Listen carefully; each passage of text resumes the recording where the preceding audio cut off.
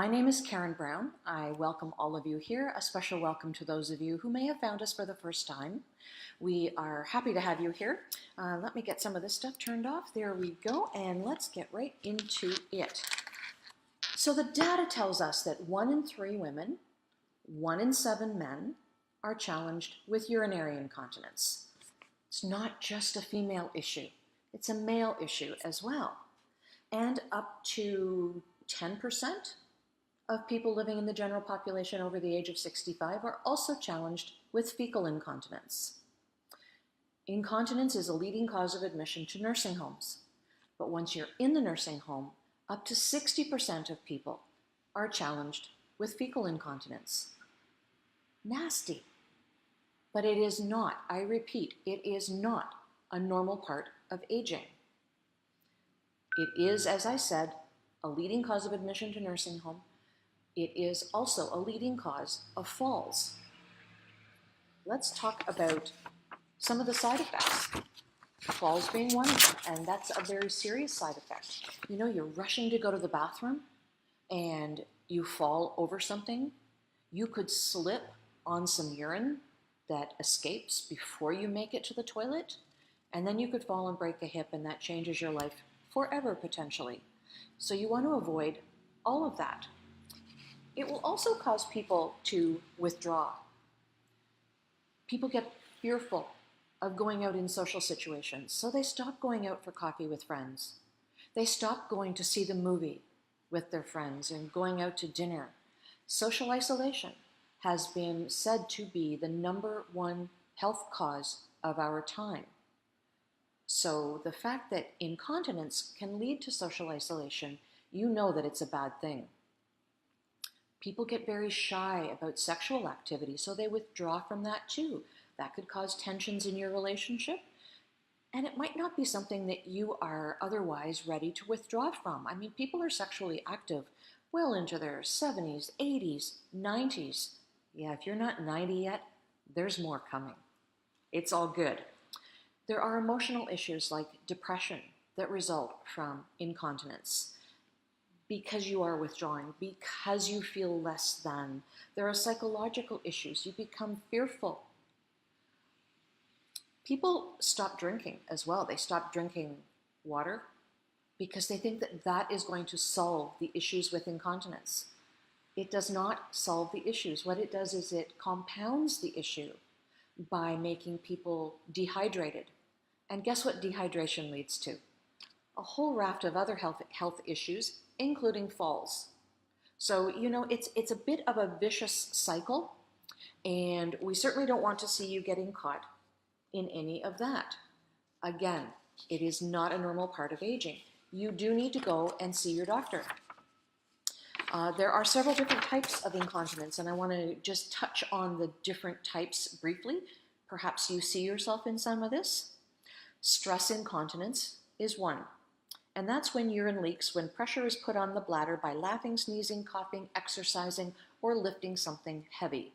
Now, a lot of women who have had children will experience this type of incontinence, particularly when they're pregnant, so this is not going to be unfamiliar to them. But you know, gravity does its thing, and over time, the uterus, everything just falls, and it puts pressure on the bladder. And so when you cough or sneeze or start to giggle and laugh a lot and having fun, stress incontinence could be something that happens to you. Urge incontinence. Now that's something that is a sudden and intense urge to pee. Think of this. This is when it happens a lot. You wake up in the middle of the night with this sudden urge to go pee. Your body has wakened you because you have to pee. And in the rush to sort of wake up and get your senses about you to realize that you have to go to the bathroom, you end up rushing even more to get to the bathroom. You could dribble and fall. Anyway, nighttime is when that happens a lot. Overflow incontinence is when the bladder doesn't fully empty. When you do go pee, there's still something left there. Functional incontinence is not being able to make it to the toilet in time due to a physical or mental impairment. Mixed incontinence is any combination of those that I just mentioned. So there are a lot of different kinds of incontinence. None of them are a normal part of aging. None of them. So you do need to go and see your doctor. And what can your doctor do about it? Well, I've got a list of a few things that a doctor can do. The overactive bladder can be treated with medication. So you need to see your doctor, of course, to have that diagnosed and prescribed. Stress incontinence can be treated with physiotherapy, some exercises. You know, you've heard of the Kegel exercises. There are other exercises that are like that in the same realm, but that can be used to deal with stress incontinence. There's also a new surgery called tension-free tape surgery. It's a less invasive procedure. Now, you've probably heard of procedures that lift the bladder up and put it in a bit of a hammock. That works too, but there are always newer things coming along. So also, if you are incontinent, if you do find yourself even starting down the path of incontinence, it's very important that you keep yourself clean because you don't want skin breaking down. And particularly if you've taken to wearing pads or napkins or full-on incontinence briefs to cope with this. You want to make sure that you stay clean, that that whole area stays clean, that you don't use perfumed soaps, and that you change your pads frequently while you are waiting to see the doctor. Pads and incontinence briefs are not something that you should regard as an ongoing solution. Why?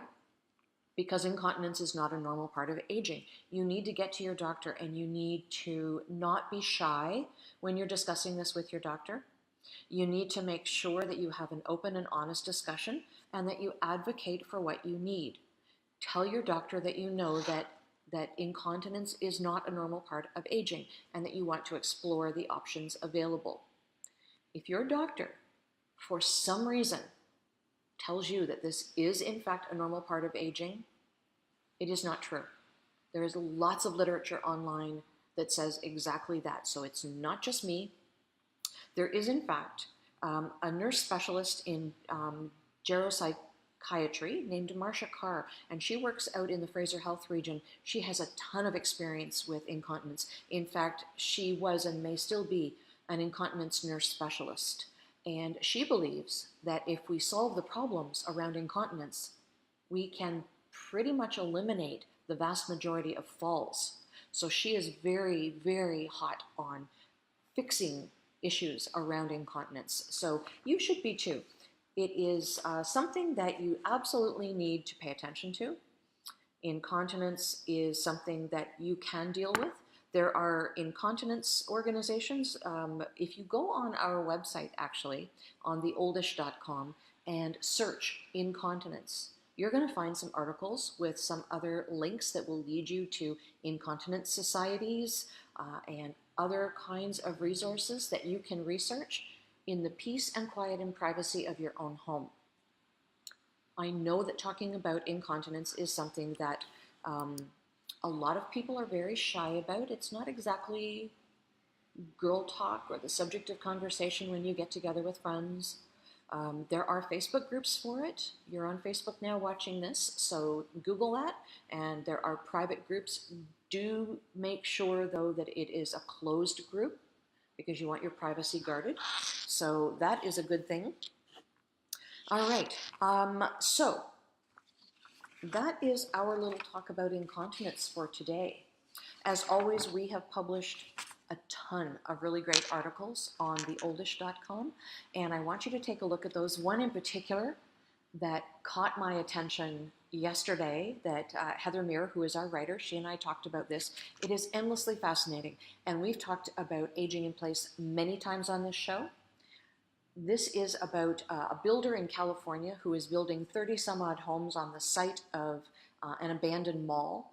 And these homes have essentially a home within a home. They are doing away with living spaces that aren't being used particularly well, like formal living rooms, like gigantic great rooms. And they are building instead a combination family room, kitchen area, but in an area of the house that would otherwise have been taken up with the more formal rooms, they are building what amounts to an apartment. So this apartment can be used for a caregiver, child who comes home after university, or perhaps a marriage breaks up and they need a place to be for a while, but it can also be an adult child who builds this space, and it can be for their aging parent or parents to live in, and it's a fairly self-contained environment. If you're not using it for any of the above, it can be used as an Airbnb. Isn't that amazing that they are now building homes with these flexible spaces? But you can too. You can renovate your home to include such a flexible space. So take a look at that. I didn't want to end on a sour note with our discussion of incontinence, but really, incontinence is not, it's not a negative. It's fixable. And I encourage you to do that. I encourage you to advocate for yourself, take it in hand, and go and see your doctor and look for solutions actively. And if you're just starting down the path, if you're feeling a little stress incontinence when you sneeze, be proactive. Go and see your doctor in case it's something that may not get better. You want to have solutions in place before it becomes something that makes you withdraw, become socially isolated, become fearful, become depressed. You don't want that to be the case. So ladies and gentlemen, thank you for watching today. I will invite you to follow us on theoldish.com, where we publish new articles just about every day. Follow us on our social platforms, Facebook, Instagram, Twitter. We are there as @theoldish. And I invite you to join us again next Wednesday at 12 noon, when we will bring you another edition of The Oldish Live. Please do remember that it takes a village to age a senior.